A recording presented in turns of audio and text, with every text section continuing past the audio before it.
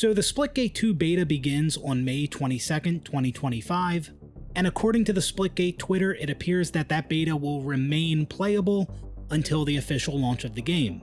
For those of you who might not have heard of Splitgate before, a lot of people describe the game as Halo with portals. Personally, I think Halo is very different than Splitgate, so I wouldn't describe it that way, but I can see why people do.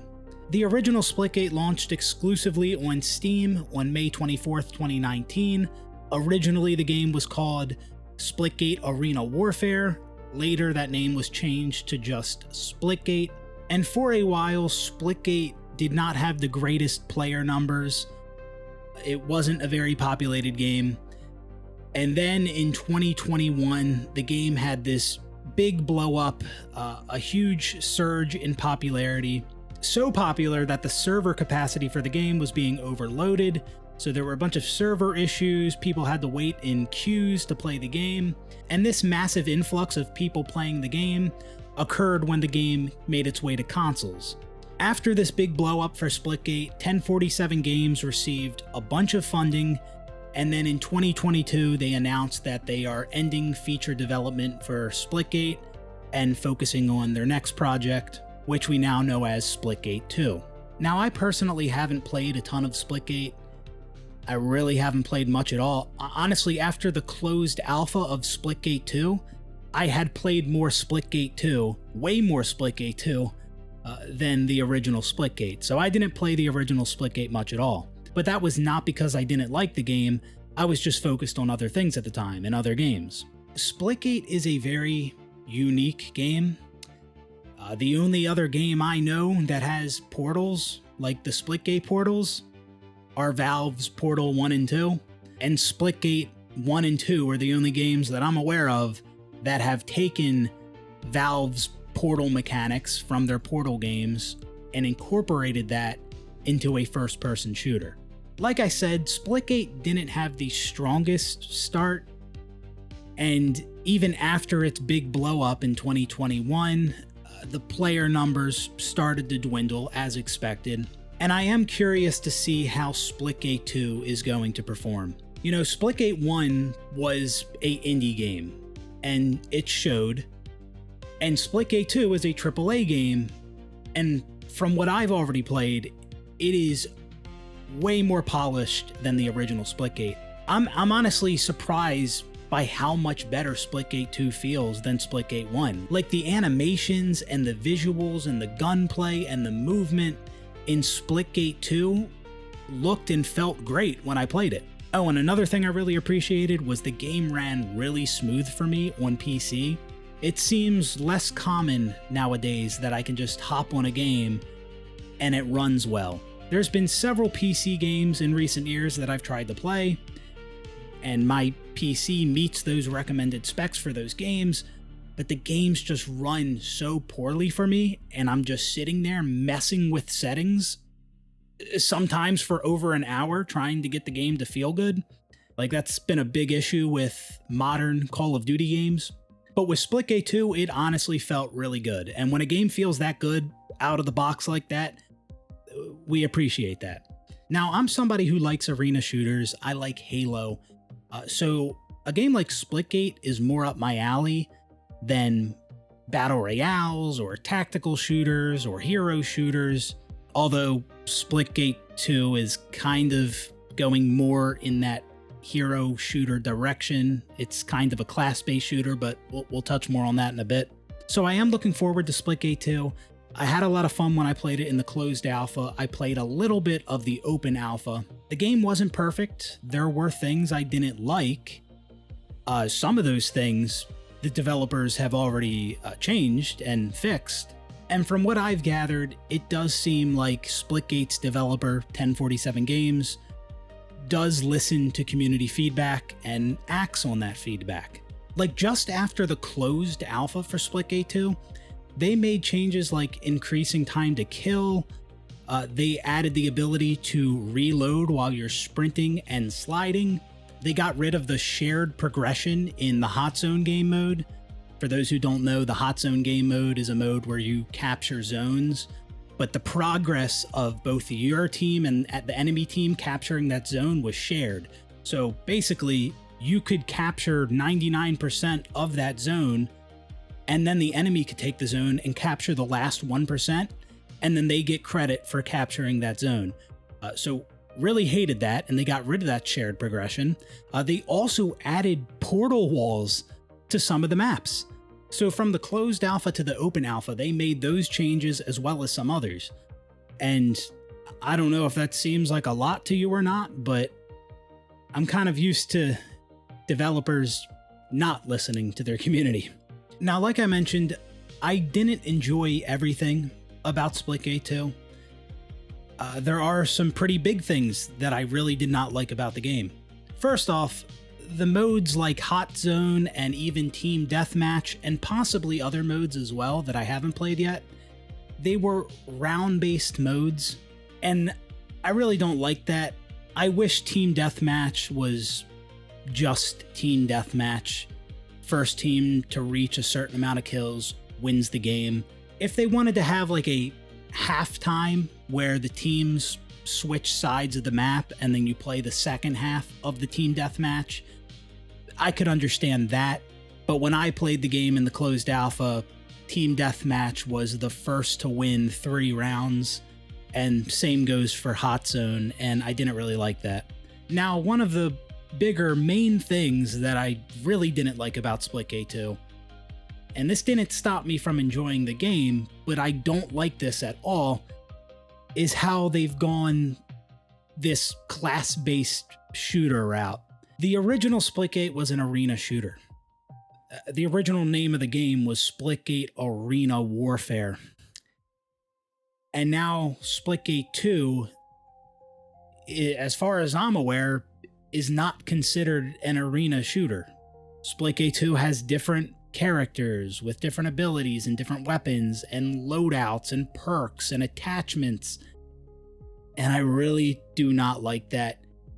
And I don't know if that decision for 1047 Games to go that route with Splitgate 2, I don't know if that was coming from a place of, hey, this is genuinely where we want to take Splitgate, or were they hoping to grab the attention of players who like hero shooters and class-based shooters. But regardless of their reason, I really don't like this direction for Splitgate. I really wish it was just an arena shooter. No different characters and classes, even starts, weapons on the map, and that's another thing. There are weapons on the map, but it's just power weapons. In the original Splitgate, you had all kinds of different weapons, non-power weapons on the map as well. But this time around in Splitgate 2, a lot of the weapons are tied to your loadout and the faction you choose, and they're not on the map. Well, those weapons drop on the map when you kill other players, obviously, but they're not placed on the map in the same way that the power weapons are and in the same way that they were in the original Splitgate. And not only that, but then it even goes a step further where certain weapons are locked to certain factions. So if you're playing a specific faction, you can only use certain weapons. And man, even I hate that. I really, really hate that. I like the approach of everybody starts out the same, and we put the weapons or abilities or equipment or all of that on the map as pickups, so everybody can use that stuff. It's not, certain things aren't locked to certain factions. No, everybody can just use everything. And it's not even just specific weapons that are tied to the different factions. Equipment and perks as well. Certain perks and equipment can only be used if you're playing that specific faction. And this might be a reason why they went the round-based route for some of these game modes, because after each round you have the option to change your faction and your loadout. So maybe that's why they did the round-based thing, but either way, I still don't like that. After a round has already began, you do have the option to change your loadout during the round, but you can't change your faction until the end of the round. There's also attachments for the weapons, which I don't typically like. especially in a game like this, I like when a certain weapon is the same for everyone. And that weapon has the same rate of fire, the same recoil, the same damage. Everything is the same for everybody that uses that weapon. I don't like the idea that I could be using the same weapon as another player and we get into a gunfight and we start shooting at the same exact time, but because they have different attachments on it or different perks, it makes that weapon shoot a little faster or do a little more damage, and then I lose the fight or I win the fight because of those attachments and perks. I hate that. I am not a fan of RNG, and that is a reason why I like arena shooters with even starts. The weapons are on the map, no loadouts, no perks. Now, it would be one thing if this was the very first Splitgate game, but it's not. It's a sequel to the original Splitgate. And the original Splitgate was a arena shooter with portals. And I know that game didn't see a ton of success before its blow up in 2021, but I don't think that has much to do with the fact that the game was a arena shooter. I have really been craving a new good arena shooter game, and Splitgate 1 was an arena shooter, and I didn't play much of Splitgate 1, but I'm interested in Splitgate 2, and it's not an arena shooter this time around, which is very annoying. It's still fun, don't get me wrong, but I would like the game a lot more if they didn't go the class-based shooter route. Now, the next thing I want to talk about are the portals. The portals are a huge part of Splitgate. That's what a lot of people know Splitgate for. It's the shooter with portals. It's very unique, but it's not for everyone. It's not. And, you know, I am someone who's not a huge fan of how portals are currently implemented. And this goes for Splitgate 1 and Splitgate 2. The idea of these portals in a first-person shooter is a cool and interesting idea. I was interested by that when I first heard about it. But there's different ways you can implement that, and I don't like how it currently is, where it's very portal spammy. You know, you can spam portals like all over the place on portal surfaces, that is. And I don't like that. I wish it was more limited, less portals. I know that might not be a popular opinion if you're a Splitgate fan. Now, I was thinking of some other ways that 1047 games could have implemented the portal mechanic in Splitgate in a way that I would have enjoyed more. And so one way would be if there were items on the map, maybe like how there's, you know, armor or health littered around the map in a game like Quake, and maybe there were items like that on the map that would charge your portal gun, but after you use your portal gun too much, you deplete all of its ammo or energy, and you need to charge it again by picking up these pieces of equipment on the map. That's one way you could do it. Or there could just be a dedicated portal gun on a map, or multiple portal guns on a map, and you have to pick up that gun to be able to use the portals, and maybe that gun has limited ammo. There could also be a cooldown on the portals, so maybe after using 10 portals, you have to wait 30 seconds before you can use the portal again. There's a bunch of other ways that 1047 games could have implemented this mechanic, but the way it currently exists, I'm not the biggest fan of. Not saying they should change it. If that is what Splitgate is, and that's what Splitgate fans want, and that's what the developers want, I get it. But I do think it is something that could turn a lot of people off. And I'm also not saying that 1047 games should cater to those people and drastically alter the game in hopes of attracting more people. Nah, if 1047 games has a specific vision for the game, and the Splitgate fans like the way Splitgate currently is, and they want to listen to the Splitgate fans and appease them, that makes sense. It does. But I just wanted to be honest about how I feel about portals, and although it is a very unique mechanic, and although Splitgate fans may love that mechanic, it's also very possible that a lot of people might hate it and find it annoying. And I really do hope there is a no portal mode in Splitgate 2. There was one in the original Splitgate. And to those who say, oh, if you take the portals away, then you're taking the whole game's identity away and the game doesn't stand out. Okay, but how many good AAA arena shooters have we been getting lately? Can't the game just stand out by being a solid arena shooter? Well, oh yeah, but people aren't going to play it. People don't like arena shooters anymore. It's just going to die. Okay, well, the same thing can happen even if it has the portals. The portal mechanic itself can turn a lot of people away. Honestly, if Splitgate was just a traditional modern AAA arena shooter without the portal mechanic, it might be more popular than it is with the portal mechanic. And I want to be abundantly clear. I am not saying Splitgate should not have portals. Okay, that is not what I am saying. I'm just sharing my thoughts about how I feel about the game and the portal mechanic and stuff like that. But I do hope there is a no portal mode like there was in the original Splitgate. But this time around, I hope 1047 Games takes it a step further, since this is a class-based shooter this time.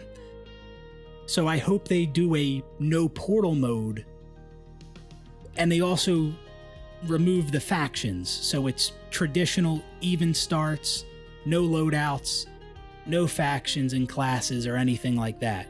And on top of that, I would want them to scatter some of those weapons around the map that are currently tied to the faction that you're playing as.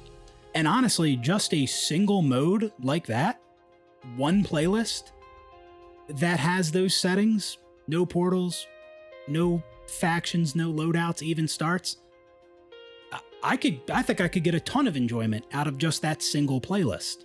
But anyways, I think I'm going to wrap it up there. Those are my thoughts on Splitgate 2. Like I said, the game was a lot of fun when I played it. I'm eager to play more, and the game looked good, it felt good, it ran smooth, and I could definitely see that AAA polish that the original Splitgate was lacking. I don't know how successful this game is going to be. I hope it does well. I hope I enjoy it as much during the beta as I did when I played it during the closed alpha. From what I've seen so far, it seems like some people are excited for the game, but I'm also seeing some people who are kind of already writing the game off, like, yeah, it's Halo with portals, been there, done that, it's cool, but I'm not going to play the game long term, or possibly won't even check it out at all. But I think Splitgate 2 is a strong game compared to other shooters that we've gotten in recent years. There's multiple other shooters that are very popular, but I think those games are absolutely terrible, but people seem to like them and play them. I don't expect Splitgate 2 to be the biggest game ever, but hopefully it achieves the success it deserves. Anyways, that's going to do it for this one. Those are my thoughts on Splitgate 2. I'm excited to check it out when the open beta starts, May 22nd. And that's going to do it for this one. Peace.